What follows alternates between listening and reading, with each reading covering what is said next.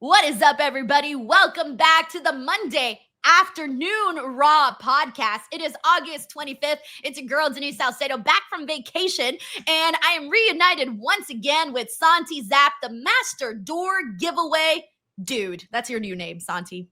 I'm giving away bait, actually, now. What would that make me? Like fish bait? Yeah. So if I'm the master of that, what is that? I don't know. Bait master, doctor, I don't know. Denise, never mind. Let's just move on. I'm sorry. Wait, hold on though, because if you say bait master, that almost sounds like jail bait when you're trying to pick up like an underage girl. So technically, oh God, wait, dude, where you are taking this where it's not supposed to go. What? Why would you say master in the first word the first time and then you put it in the second? Say it the first. Put master first. Wait, so then if I say master bait, then you're master baiter. There, that was the joke. That was the joke, Denise. Joke? That was the fucking joke. I thought you were literally trying to be like the master of bait.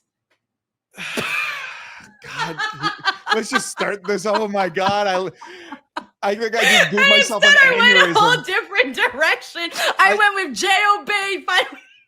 Oh my God, I think I'm.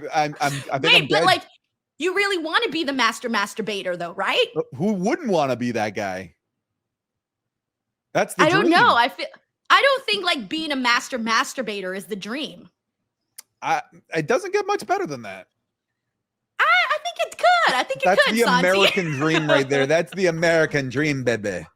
For a lot of people, it might not be, though, Santi. You know, it takes two to tango. You don't always want to be just a master masturbator. I don't know that it takes two to tango. I've proven that to myself plenty of times. I can't even bounce back anymore. What happened on Monday Night Raw? Someone tell me what happened on Monday Night Raw. Santi, it's good to be back after last week's show and this week's show. Santi, I'm broken. I can't even come back from that. I'm still dying over masturbator. All right, that's it. Focus on Monday Night Raw. Santi, what did you think of this week's show?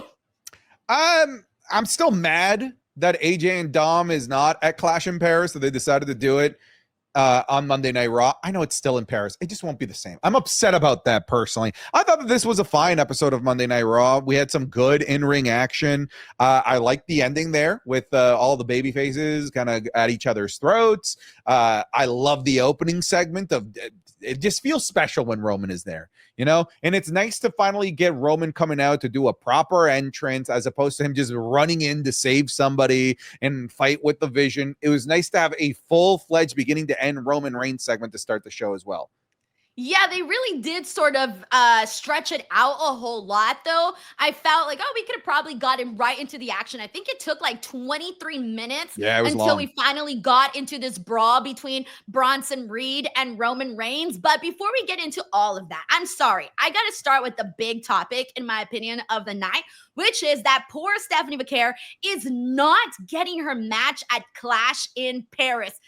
WTF, Santi, I know that Naomi's gone and the title is vacant now, but tell me if I'm crazy. Did you automatically assume that we would get Stephanie versus Io Sky for the championship at Clash in Paris? Because I thought that was the obvious direction that they were going to go into, considering the match that we were supposed to see between Naomi and Io, and then the champion versus Stephanie at Clash in Paris. Yeah, I thought that was a very easy, logical place for them to go. I do think that the ESPN deal changed things, and they want to make WrestlePalooza a giant event to force people to go from Peacock over to ESPN in the United States, which is why I think Clash in Paris is going to end with a big moment with Brock Lesnar to set up Brock Lesnar versus Cena to get people excited for WrestlePalooza. Hey, this is the end of Peacock. Go to ESPN. And because I think they're putting so much effort into WrestlePalooza, I think that they want big championship matches there as well, which is I think they're saving this women's match for WrestlePalooza so that they can have a bigger show on ESPN. But damn, though, it's like if you win, here's my gripe, and this is where I'm at right now, and I hope that they solve this, okay? So let's say you're right, which I hope you are, because that's the next logical step, is to put that on this big show that is the debut, the premiere for WWE over on the ESPN platform. I hope you're right, but from now until we get to the September 20th show, I want there to be more Stephanie on the show, because if she is going to win the championship, I feel like it's been a long time since we've gotten to really see her consistently in action, where they've sort of more so kept her in these behind the scenes, the backstage segments, instead of actually having her out there. Because when she wasn't even on Raw, I feel she was having more matches on Raw when she was still an NXT wrestler. That's so true. I don't know what's going on there. Like, you have such a valuable, easy to plug in asset that is like a guaranteed banger of a match in Stephanie Vaquer, and not using her, I'm assuming they're not going to during this European tour, to me also seems kind of bizarre. I feel like if I'm Stephanie, I'm pretty bummed out that I'm sure I'll get on WrestlePalooza, but I'm specifically bummed out that I won't get to perform in front of that French crowd, because I really think that could have been a star-making match for Stephanie Vaquer with whoever it is that she would be going up against, because that crowd could have made something special out of Stephanie for sure. I don't get the lack of use of Stephanie. To me, it's just it would feel like such a simple, logical thing to do. Hey, you got a 5-star bout machine, throw her out there, have a great match with literally a stick if you wanted to. I don't get it. I'm bummed out. I love Stephanie Vaquer. Not having Stephanie Vaquer in my life is making it worse. Exactly. So I do hope from now until then that we do get to see more of her, so that when the moment comes, if she's actually the one that's going to win the title, that people are saying, damn, man, like, she's been hustling. I see it. I get it. Because in situations like this, sometimes it's so easy to lose that buzz, right? It can happen. We've seen it happen to so many people. And I'm sorry, but I don't want to see that happen with Stephanie. So I want them to kind of remind everybody, hey, this is why she is so popular, because I feel that Stephanie connects more with people when she's out there in the ring showing them why they should be rooting for her. But let's go ahead and get into some of these super chats and what the people are saying. I want to start off by thanking Patrick Wilborn for sending this in. Very generous of you. We got Cool Fool 1980 here, who says the World Tag Team titles are as valuable as a bag of chips. They need to be used. That's wrong. That is a lie. First of all, a bag of chips is delicious and can be eaten. True. I can't do shit with those tag titles. All right, so they're more like the vegetable you hate the most. Whatever your least favorite vegetable is, that is the tag team division at the moment. I hate to say it. Thank you, Cool Fool. We got Bob Ross here, who says, I'm disappointed that Stephanie won't have a title match in Paris, but it's okay decision to crown a new champion on the first PLE on ESPN. I don't love the decision, but I kind of understand it. And here's the thing that I'm curious about. I'm wondering if they're going to do, how they're going to decipher, okay, so we know Stephanie's in the match, but how are they going to decipher who her opponent is? Are they going to go with the person that we thought, which was Io, or are they going to do a situation where it becomes a triple threat, a fatal 4-way? Maybe there's a little bit of a tournament or a battle royal or something to determine who really is going to be in there. Because right now you have to have Io. She is owed a match. And of course, Stephanie is too, as the number one contender. Yeah, I think you could go a bunch of different ways. I wouldn't be surprised if it's the way that Adam Pearce made it sound is that it's going to be a one-on-one match. He said, I need a week to get your opponent. So I'm interpreting that as setting up a one-on-one environment match as opposed to battle royal, tournament, gauntlet, whatever it might be. All right. Well, hashtag you better be Io. That's where I'm at. Thank you, Bob. We got Randy Hayward here, who says, how come Fatal Influence got booted? No DQ match. I think they got I'm sorry, I'm trying to remember everything that happened there, but yeah, they did get kicked out when they were in the getting involved in that match, but I think it's because they were causing the distractions and all of that. Right? I'm not wrong, am I? No, that was pretty much it. I think it's because of that. Yeah. All right, thank you, Randy. We got Patrick Wilborn here who says, real quick, great Raw, but I want to hear both of you talk about the Raja and Knox Pro stuff. Yeah, man, Santi, I know that you saw this too because it's literally everywhere and completely went viral. And it was this weekend where we saw some really just nasty actions on the part of Rampage Jackson's son, Raja Jackson, where he apparently got mad at indie pro wrestler Psycho Stu. He got mad at Psycho Stu. And what happened? Because believe it or not, all of the clips and everything is out there. You can see this, how it unfolded from top to bottom. There's no like, oh, it depends on how you interpret it. No, the whole thing is there. It really is. You know, usually in situations like this, you have one little clip and everybody has different opinions, right? No, this one is sort of unanimous. You saw that apparently they had a little bit of a backstage confrontation that I guess what's his face Raja got really upset by, and I guess people online were sort of making fun of him, and I guess he took that to heart. Whatever, it's no excuse for what he did, which was go out there and attack Psycho Stu. And once the guy was knocked out already, he still got like an additional 20 plus blows to the head, and it took the wrestlers, it took the referee, it took people there a really long time to react, which was just horrifying. And then even afterwards, Santi, not only did we get Raja's reaction, we also saw Rampage's reaction. It was a mess. As of right now, of course, the LAPD is doing their investigation. All we know is that he is stable and alive. We haven't gotten any additional information, and that came from Rampage, so take it or leave it how you please. But then also today we learned that Knox Pro, which is Rikishi's school, lost their WWE ID affiliation. So, Santi, thoughts? Brutal. And like, there's no defending this at all whatsoever. Like you said, this isn't a situation where like, oh, we only have one half of the story. No, we have the full story, and it's literally from the point of view of the dude that committed what is a very clear and obvious crime. I hope sincerely that the hammer gets brought down on him. That was insane. Like one of the most awful things that I've ever seen in the professional wrestling industry. One of the things that I said in my live stream, because a couple of idiots, I would say, are saying, hey, he was just retaliating for what happened earlier on in the night. Listen, the whole can thing, the gimmicked can where Psycho Stu's like, dude, aren't you going to sell it? Clearly, that was supposed to be a spot that Raja wasn't in on, clearly. Had the attack happen there, I might say, oh, this is a guy that was instigated. He thought he was under attack. He defended himself. Okay, but this was 40 minutes after.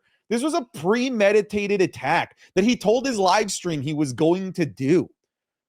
I don't blame WWE for pulling their WWE ID affiliation with Knox Pro either, because to a degree, I have to wonder who the hell at Knox Pro thought it was a good idea to bring in Raja Jackson to have a spot in that show.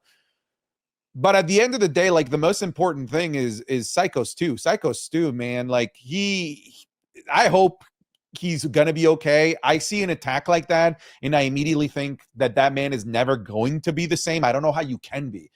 Like you said, 20 plus shots unprotected to the head to an unconscious man. And I see people also trying to throw blame at certain other people aside from Raja, like saying, why wouldn't the ref pull him off? Guys, the referee's an actor. That's not a real MMA referee that knows how to handle those situations, how to stop a violent outburst like that. I don't know anything about the referee, but I wouldn't be surprised if they're a local theater actor, night cosplaying as a professional wrestling referee. This is nobody's fault aside from Raja Jackson, who committed what is clear as day assault. Yeah, and on top of that, you mentioned, you know, the long gap between when the incident happened with the can and then the actual assault. But between that, Santi, they squashed supposedly From the looks of it, the beef was supposed to be squashed. They shook hands. That should have been the end of it. You don't do that. You don't squash an argument with somebody. You shake hands and then afterwards still attack them. You don't do that. You be a man and you confront that person and then and there and you say something. You don't shake their hands and act like everything is okay afterwards. It was just bad. It was bad across the board. And I do hope that justice is brought. And I don't even want to think about the long-term effects that can have, because yes, Santi, like, we want to be hopeful that not only he's alive, but that he doesn't come out with brain damage. Like, that's where we're at right now. And I even freaking hate saying it, but that's just the reality of the situation and what happened. And I keep thinking about the family members that had to fucking see that and had to see that video go all over that's somebody's loved one. And having to see that, it's horrible. It's horrible. And I'm sorry, I can't say any more other than that. It's just horrible. Thank you, Patrick. All right, sorry. I'm a side gear now to a lighter note on Monday Night Raw. We got Sandy Man here who says, hot take, NXT Heatwave was better than Raw. I don't think it's that big of a hot take, bro. I'm with you on that one. We got McTaro here who says, okay, this post show is clickbait, JK. This is like the John Cena, that is clickbait. Yeah. Thank you, Victaro. We got Nothing Happened 96. It says, hey, Lisa, first time viewer, you going to join us, watch Santi eat his monitor? He owes us from Heatwave. What caused you to have to end up eating your monitor? Was it Dark State winning the tag titles? No, at the start of the match, I said I would eat my monitor if Ash by Elegance somehow won the TNA Knockouts title. And she did. Wait, did you not see it coming, Santi? No, not at all. Not at all. Okay, see, I had a feeling it was going to happen. I was thinking, okay, Masha or Ash is taking back that title. Masha is my pick, but based off of what I've been seeing on Impact, it was clear that they were most likely going to give Ash by Elegance her big moment. See, my logic, shout out today. Yeah, my logic was that they were going to have the big TNA wins it all back at Bound for Glory. So I thought that both Trick Williams and JC Jane were going to hold into Bound for Glory and both lose on that show. Here's the lesson, Santi, that you have to learn, is that unfortunately right now, TNA is not doing what you think it would be the common sense thing to do. They're not doing what you think would be logical. It's been kind of all over the place. I've had a lot of criticisms about how they have handled that Knockouts championship picture on Impact. I have not been loving it. I feel like in the last couple of weeks, it's kind of been, it's been a little rough. It's been a little rough in my opinion, just seeing what they've been doing with that. So I don't know. It is what it is. Don't like all the champions we thought were going to win when we thought they were going to win. Joe Hendry when we thought he was going to win and then he did it. Mike Santana when we thought he was going to win and then he did it. So they're doing whatever you want to happen. They're going to do the opposite.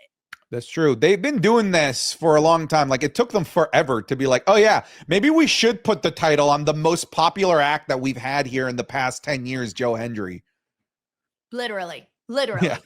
Thank you. Nothing happens. We got Randy Hayward here who says, Mr. Beast said he'd pay for Stu's medical bills. I did see that. And that's incredible because, obviously Mr. Beast has a shit ton of money. So the fact that he would do something like that is really nice. Thank you, Randy. We got Patrick Wilborn here who says, who will beat Oba? I'm seriously asking because Santi said Optimus Prime. Was that really your answer? At this point, it might as well.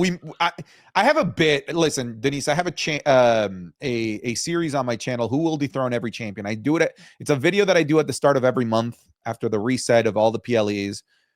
And for Oba Femi, I have this bit where I just predict fictional characters.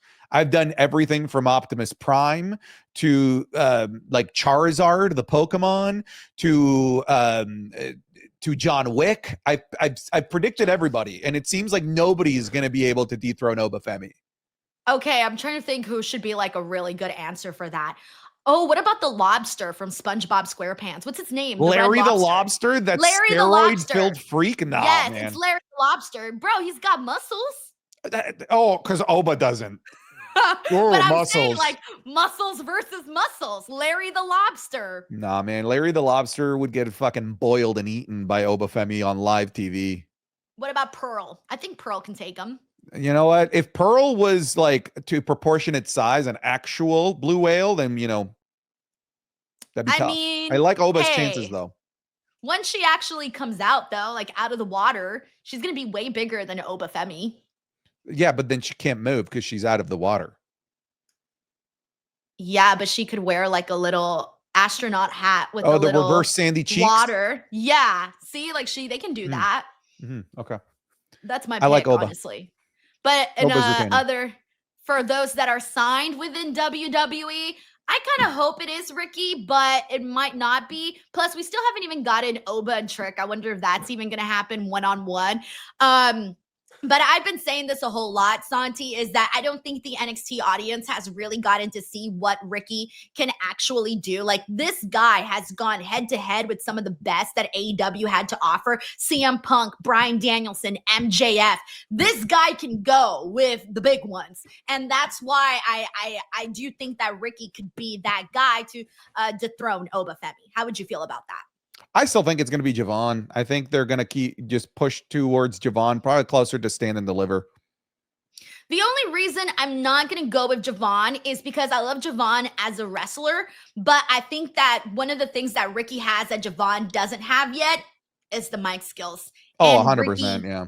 Ricky can be like the total package. He can have the good in-ring matches and also bring that star feel through the promos and just the way that he looks and all of that. So that's why I'm going to go with Ricky. Thank you so much, Patrick Wilborn. Very cool of you to show some support here. All right, let's go ahead and get into the rest of Monday Night Raw. I guess we'll start off with Roman Reigns. He gets a lot of love from the Birmingham audience. Is confronted by Paul Heyman and Bronson Reed. This leads to a brawl. We're going to see this match at Clash in Paris. Santi, I kind of said earlier that I felt this was really, really dragged out a little bit. But at the end, I did love the action that we got there. And we even got to see some of it play out backstage. How did you feel about it? I liked it because it was like a full build to a PLE match in one segment. They like sped run the build because that to me was like 4 weeks worth of content in 20 minutes. They just like piled it in together. It's like, all right, we got to do everything imaginable to like justify this being a PLE match aside from it just being a Roman Reigns match. So they just decided to do it all in 1 week, one segment. All right, Clash in Paris. And you know what I said at the end of that segment? I'm like, all right, I'm pumped for this. I'm in. It worked. It worked. It worked. They got you. Yeah, they like dangled the keys in front of you, Santi, and you were like, I want them. I want them. Worked. It worked for me. I thought the segment was good. You said it went long. I think it went long because Roman was just soaking in the crowd and allowing them to do their thing. I think without that, it probably would have been more of a what you come to expect in terms of length from a segment. So I kind of want to bounce to the end of this because we kind of saw some of these same players with LA Knight versus Braun Breaker. They didn't have a bad match, by the way. Like, I thought their match was pretty good. Like, the way that it started too, with them doing the attack in the back, getting into the actual matchup, and then finally, the one thing I do have one criticism. And my one criticism that I have is mainly, Santi, that I feel the Monday Night Raw main events have sort of become formulaic in the sense that they kind of do the same thing every week where you can pretty much predict, okay, Roman Reigns is going to come out. Seth Rollins is going to come out. Jey Uso is going to come out. CM Punk's going to come out, where it almost really doesn't matter what happens as long as they get their moments for the crowd to pop for these people to come out and then have whatever melee ensues afterwards. That's the one part where I kind of feel we didn't have that every week because I feel like it kind of takes away from those moments when it does happen and should happen. But I feel like we've been sort of seeing the same ending multiple times. Yeah, that's just the SummerSlam to Survivor Series effect. Like we've been doing this cycle for the past 3 years. Think about last year at the same time. It was always Judgment Day opens the show, Judgment Day closes the show with some sort of combination of singles match, tag team match, or 6-man tag match against the same combination of baby faces over and over again until we eventually get the big War Games match. The year before that, shocker, the same thing. Judgment Day versus the grouping of different baby faces, just different members of Judgment Day at the time. This is just par for the course with WWE after SummerSlam. They get lazy. They get really, really lazy and really formulaic and do the same thing over and over again. This is not going to stop, by the way. This will be the formula until Survivor Series War Games. So get used to it, pal. Well, when you brought up the Judgment Day, you took me back, bro. I had erased all of that from my memory. Because when you said, think back to this time last year, I'm like, I don't remember this time last year. It's the same thing. Literally, I remember being like, how many more times are we going to see like the variation of the exact same thing? But with that all said, you know what part I did love? And it tied into what the segment with Jey Uso and Roman Reigns backstage, where Roman, he was telling Roman, you know, kind of spewing out his feelings and everything. And Roman tells him, like, do not trust CM Punk, right? And Jey Uso's like the happy guy, right? He goes out there, he dances, he eats, he's a good time. But he ends up super kicking CM Punk. I'm going to be honest with you. I didn't see that part coming. And that was my favorite part of like the entire thing. Yeah, no, I thought that was great. I love that. First of all, before that, I hate that LA Knight lost this match. I don't like that. The number one contender getting pinned right before your championship match. I don't want to see LA Knight defeat Braun Breaker. It ended in a DQ. I just think LA Knight should not, because LA Knight got kind of punked tonight. He took the L, and he was the first one that was knocked out between CM Punk, Jey Uso, and himself when they were brawling with one another. But yeah, I like that it didn't end with just CM Punk and Jey Uso being, hey, we're baby faces, celebrate. No, I like that Jey Uso took to heart what Roman said and like focus on himself. Funny enough, when Jey Uso went out there to make the save, I said, like, bro, did you just like not listen at all to Roman to like not help people and like focus on yourself? So I'm glad they were able to, at the very least, bring it back, put a nice bow on it and say, yeah, Jey is listening to Roman just in his own Jey way. Yeah, it gave him a little bit of edge too, which is what I appreciated it. Because everyone says the same thing about Jey, like, oh, it's just the yeet, blah, blah, blah. But this kind of adds layers to Jey Uso. So I'm cool with that. Plus, every man for himself in this Fatal 4-Way coming up at Clash in Paris. You know what match I loved?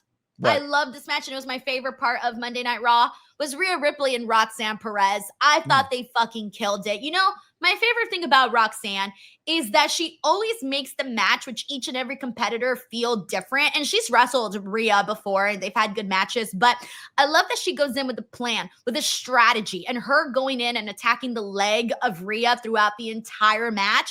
I was such a fan of that I didn't even realize when we were in and out of commercials, because they kept the action going the entire time. And I feel like Roxanne, I don't even think I think Roxanne Perez is a little underrated on Monday Night Raw for the consistency of her performances and the great value that she brings to in-ring wise to every single match that she has.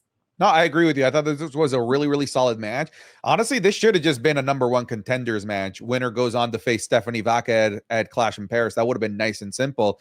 But yeah, no, I like the action. I wished, honestly, that we had had Roxanne win some way, shape, or form with Kabuki Warriors maybe going out there. But I think they're saving the Kabuki Warriors attacking Rhea Ripley until a little bit later, maybe the next episode of Monday Night Raw in Paris, to see like, will Io save Rhea in this position or no?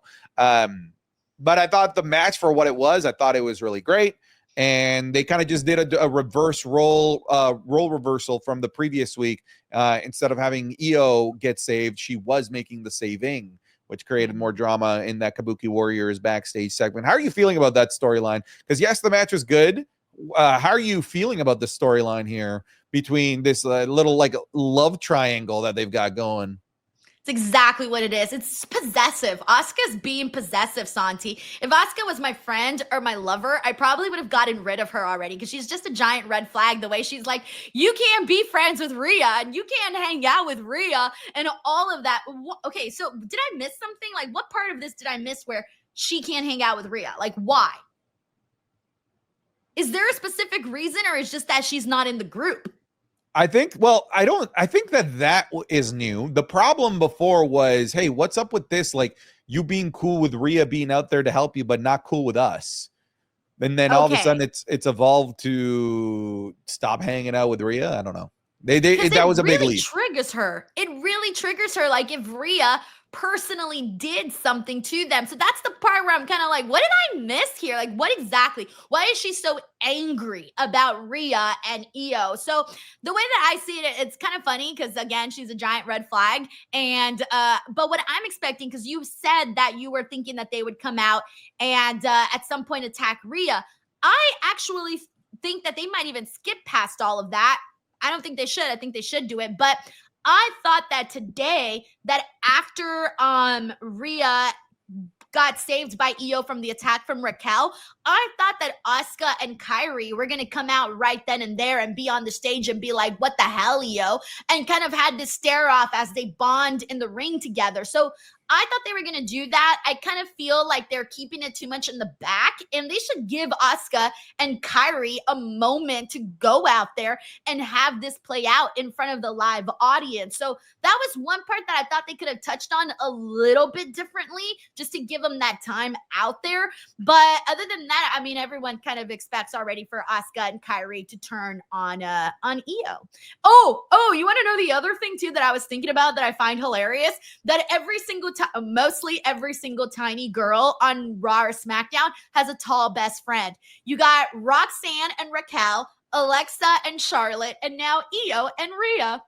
That's true. Ivy Niles got the creeds. Yeah, but like more like short girl, tall girl. Short girl, tall girl. Okay. Anyways, that's a thing now, and I'm noticing it, and I'm very happy. Who's your tall girlfriend? Because I know you ain't the tall one. I don't got one. I need to find one. That's what I'm trying to wonder. I need a tall friend. You need a tall friend. We got AFW04 who says, Zap Denise and Santi, I thought Raw was a solid 6.5 tonight. I thought the Rhea and Io segment with Asuka and Io at the back was hilarious. Yeah, I didn't see most of last week's Raw. So when they did the replay of what's her face, who was it? It was it Io who crashed out last week? Whatever. Yes. I thought that was so funny when Io crashed out. I hadn't seen that until today, so I thought that was really great. Thank you so much, AFW. We got Randy Hayward here who says the best part on Raw by a mile is Bayley. So a lot of people are theorizing she's going to do like 3 faces of Bayley. Do you think that's what they're getting at? Or do you think it's more of just like her past and her past actions are haunting her? Because I kind of lean more towards the past haunting her versus her going in the direction of doing like 3 faces of Bayley. Yeah, I don't think we're getting 3 faces of Bayley. I think we could have like a crisis of the self, and maybe one week we get Hugger Bayley, one week we get back to Ding Dong Hello Bayley. But I don't think it's going to be this like rotation of different characters. I think like we'll probably have a moment where each of those personalities gets its time in the light, but eventually I think there will be a version of Bayley that is the one that is presented on a weekly basis on TV. I don't think that she's going to be altering between all different characters that she's had in the past. But I really like what's going on here. That would be kind of funny, but I do like what they're doing here. Like I said this in a video, this is the most interesting thing that Bayley has done in the past like 24 months. They had to do something because at this point you were starting to wonder, does WWE hate Bayley? Like what?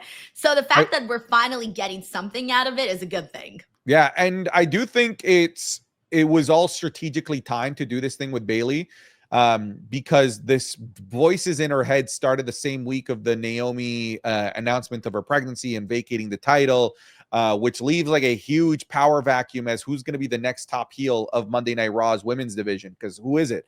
It's Becky Lynch right now, but she's in the mid card. Liv Morgan's out with injury. Naomi's out with her pregnancy. So I think they started to. Could be an option, but could be an option, yeah. But I'm talking more like a known commodity in the main event, and that could just be Bayley right now. Right. Okay. See, I like that. I think there's a really good opening for her to take over. And it went from her not having anything to do to suddenly being like, hey, you could be the person at the top. So again, obviously, because she's been at the top before. Thank you, Randy. We got Bob Ross Jr. here who says LA Knight has been getting Lil Broed by Roman, Punk, Jay, and The Vision this whole entire month. I can't wait to hear what Sancho's got to say about that. Look.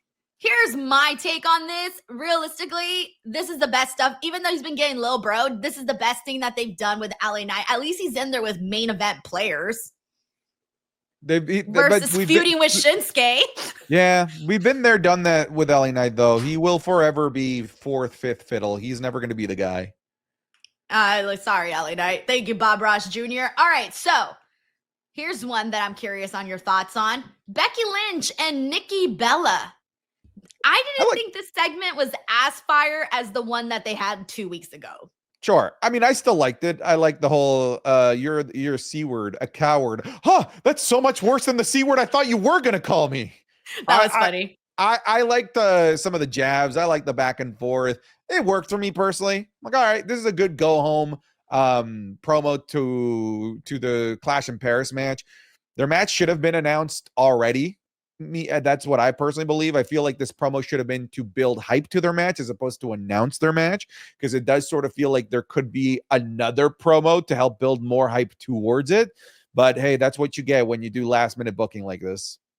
Hey, Santi, did you hear that Sports Illustrated called Becky Lynch the best? Yeah, people are saying that. She doesn't say it. Other people are saying that. Sports Illustrated is saying that.